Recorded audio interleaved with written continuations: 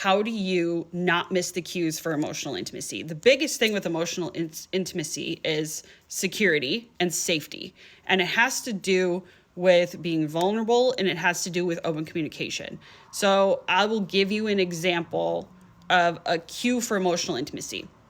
I told my husband something that was bothering me, and it had to do with a friend of mine. And his response was, I don't know why this bothers you. It's not that big of a deal. And while it might not be a big deal to him, or maybe it's really not that big of a deal, it obviously was a big enough deal for me to bring it up.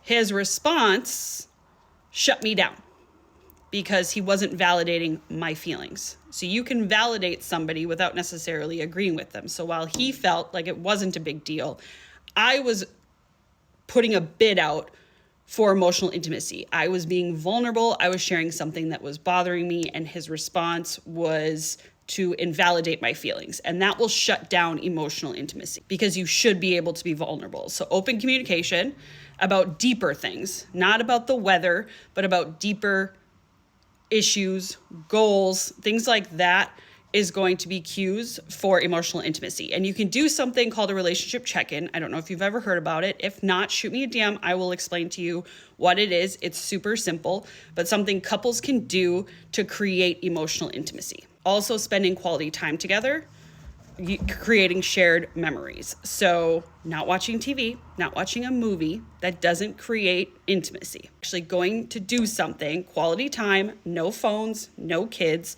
spending time together, creating a shared experience, and showing physical affection that is not going to lead to sex. Holding hands, a hug, a kiss, with no expectation of it leading to anything further. Being attentive and being that safe person for your partner, you can build emotional intimacy, and that will lead to better physical intimacy.